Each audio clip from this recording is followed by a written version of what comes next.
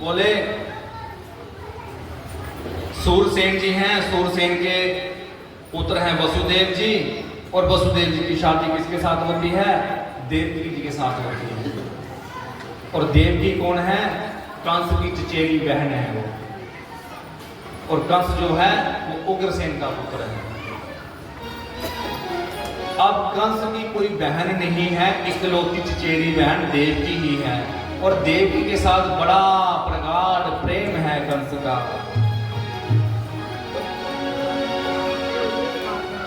बड़ा प्रगाढ़ प्रेम है कंस का।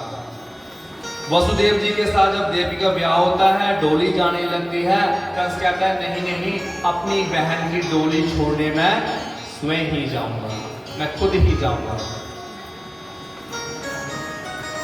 और रथ का खुद ही सारथी बन गया। वसुदेव जी अपनी पत्नी देवकी के साथ रथ में पीछे बैठे हैं। इतने में चलते चलते आगे आकाशवाणी होती है कि हे कंस, तू क्या कर रहा है? रे अपने पांव के ऊपर खुद कुल्हाड़ी मार रहा है। बोले ऐसा क्या हुआ? बोले जिस देवकी को तू लेके जा रहा है, ससुराल छोड़ने जा रहा है, इसका अष्टम गर्भ ही तेरे काल का कारण बनेगा। अब कंस के हृदय में जो अपनी बहन के प्रति जो प्रेम था, प्यार था, वो सारा क्रोध में बदल गया, वो सारा द्वेष में बदल गया।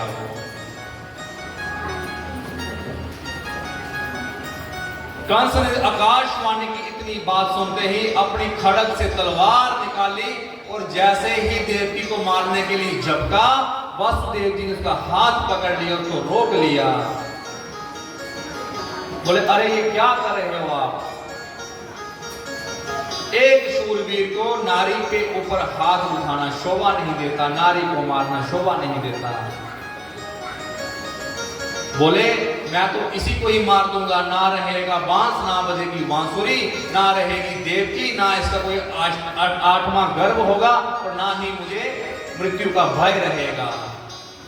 बोले नहीं नहीं कंस, तुम ऐसा मत करो, तुम्हें भय देवकी से नहीं है, देवकी की 8वीं संतान से है तुम्हें। मैं तुम्हें वचन देता हूं कि देवकी की जो भी संतान होगी, मैं ला करके संतान पैदा होते ही लाकर तुम्हारे चरणों में रख दूंगा, पर तुम देवकी को ऐसे मत मारो। इस तरह वसुदेव जी ने देवकी जी के प्राणों की रक्षा करी। कंस का अत्याचार बढ़ने लगा, उसने अपनी बहन और अपने बहनोई को कारागार में बंद कर दिया।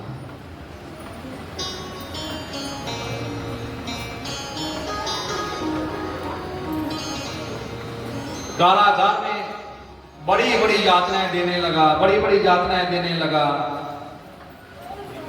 कंस का अत्याचार दिन सो दिन बढ़ने लगा। कंस के अत्याचार का कोई पारावार ही नहीं रहा।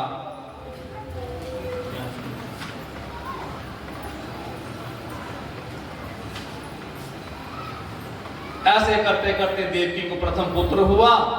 वसुदेव जी अपने वचन के अनुसार, अपने वायदे के अनुसार बच्चे को लेकर कंस के पास गए। कंस ने उसे मार दिया। इस तरह करते करते करते कंस ने वसुदेव और देवकी की 6 संतानों को, 6 पुत्रों को मार दिया। बोलो हरे कृष्णा। अब देवकी मैया के गर्भ में 7वीं संतान आई है, और 7वीं संतान कौन है? साक्षात भगवान के परम भगत, भगवान के संकर्षण जी, स्वयं बलराम जी। भगवान ने अपनी जोग माया को आज्ञा दी कि तुम देवकी मैया के गर्भ से 7वें गर्भ को उठा के नंद बाबा के वहां पे रोहिणी मैया है, उसके गर्भ में जाके स्थापित कर दो,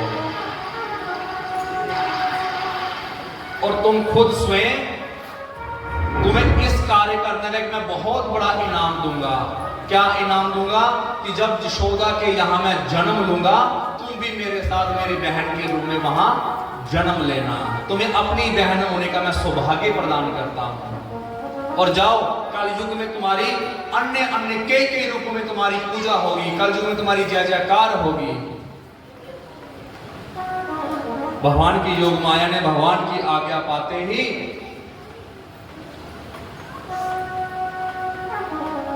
देवकी मैया के गर्भ को उठाया और रोहिणी मैया के गर्भ में स्थापित कर दिया। कंस का अत्याचार बढ़ने लगा, सब हाहाकार मचने लगी, सब ऋषि मुनि तंग परेशान होने लगे। कंस के अत्याचार इतना बढ़ गया कि पृथ्वी जो है गाय का रूप धारण करके देवताओं के पास गई। देवता कहने लगे कि हमारे बस की कोई बात नहीं है, हम कंस का कैसे सामना करें, ये हमारे बस की बात नहीं है। सब देवता गो रूपी धरती माता को लेके कहां गए? ब्रह्मा जी के पास गए। ब्रह्मा जी ने थोड़ा तो आश्वासन दिया और बोले चलो इस बात का पूरा जो निरूपण है, पूरा जो इस बात का जो हमें स्थापना कौन दे सकता है? भगवान शंकर। भगवान शंकर ही बोले मेरे बस का नहीं है। ब्रह्मा जी, सब देवता, धरती माता गो का रूप धारण करके और भगवान शंकर अपने गणों को साथ लेकर के कहां गए? क्षीर सागर में गए। भगवान विष्णु के पास गए। भगवान विष्णु को बड़ी संतावना दी कि तुम चिंता मत करो, देवकी माता के 8वें गर्भ में मैं स्वयं ही आने वाला हूं। ऐसी भगवान की बात सुनते ही सब देवी देवता खुशी खुशी अपने लोगों को लूटने लगे। गौ माता वापस अपने धराधाम पे आई। बड़ा सुंदर समय आया। देवकी माँ का दिन सो दिन रूप बड़ा स्वर्णमय होने लगा, आंख की बड़ी कांति होने लगी। देवकी में ये दिन सो दिन बड़ी यौवन होने लगी।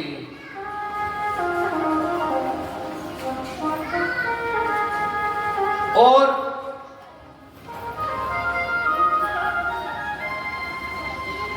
सब देवी देवता भगवान की स्तुति करने लगे, भगवान के देवकी के गर्भ की स्तुति करने लगे। भगवान देवकी के गर्भ में आ विराजे हैं और देवकी माता के गर्भ की स्तुति सब देव, दानव, जक्ष, गंधर्व, किन्नर सब माता के गर्भ की स्तुति करने लगे। भजे विजय मंडनम समस्त पाप खंडनम, भजे विजय मंडनम समस्त पाप खंडनम, सुभक्त चित्त रंजनम सदैव नंदनंदनम, सुभक्त चित्त रंजनम सदैव नंदनंदनम, सुपेक्ष पुष्प मस्तकम सुनादु वेणुहस्तकम,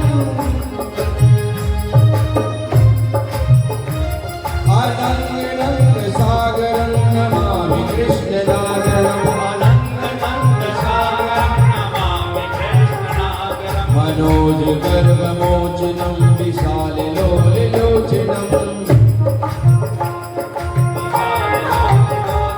विधूति गोप सोचनम नमामि पद्मलोचनम, विधूति गोप सोचनम नमामि पद्मलोचनम, करारविंद मूलम विस्मयावलोक सुंदरम, महेंद्र मानवारणम नमामि कृष्णवारणम, कदम सुनो कुंडलम सुचारु गण्य मंडलम, प्रजापतेक वल्लभम नमामि कृष्ण दुर्लभम, यशोदया समोदया सगोपया सनंदया, गीतम सुखेन्द्रदायकम नमामि गोपनायकम, नमामि गोपनायकम, सदैव पाद पंकजम मदीयमान सेनिनम, बालकम नमामि नंदबालकम, बालकम नमामि नंदबालकम, समस्त दोष शोषणम समस्त लोक पोषणम, समस्त लोक मानसम नमामि नंदलालिसम, भूभो भवावतारकम भवादि कर्णधारकम, यशोमती किशोरकम नमामि शीतचोरकम, जगत्कांत भक्तिं सदा सदानिशंकनम, दिने दिने नमो नमो नमामि नंद संभवम, गुणाकरं सुखाकरं कृपाकरं कृपाकरं सुरदिष्टिकन्दनं नमामि गोपनन्दनं नवीन गोपनागरं नवीन केलिनं पटं नमामि मेघसुन्दरं दलितप्रभार सत्पटं समस्त गोपनन्दनं हृदयनिर्वन्दनं हृदयमुनिगमोदनं नमामि कुञ्जमध्यगं प्रसन्नभानुं शोभनम्। बोलिए नंदनंदन भगवान की। इस तरह सब देवी देवता लोग भगवान की मैया के गर्भ की स्तुति करने लगे। कंस की कारागार में मैया के गर्भ की स्तुति करके सब देव लोग अपने अपने लोक की ओर गए। मैया के शरीर की बड़ी सुंदर अंग कांति हो गई। मैया बड़ी स्वर्ण युक्त मैया का स्वरूप हो गया है। बड़ा दिव्य शरीर हो गया है मैया का। पूरे जेल की काल कोठरी में भी मैया के शरीर दिव्य प्रकाशमय हो गई है। बड़ा सुंदर समय आया। बादों का महीना आ गया, कृष्ण पक्ष आ गया, बुधवार का दिन आया, रोहिणी नक्षत्र आया। सब ग्रह गोचर अनुकूल हो गए। मंद सुगंध हवा बहने लगी। नदियों में जर्जर नीर बहने लगा। पक्षी चहचहाने लगे। देवताओं के आनंद का कोई ठिकाना ही नहीं रहा। सब ओत प्रमोद होने लगा। सारी शिशि चहचहाने लगी, मानो आज एक नया बसंत आ गया हो। बेलें पल्लवित होने लगी, पेड़ों में पुष्प पल्लवित होने लगे। और रात्रि के मध्य 12 बजे का समय आ गया। भगवान देवकी और वसुदेव के सामने चतुर्भुज के रूप में प्रकट हो गए। बोलो देवकी नंदन भगवान की।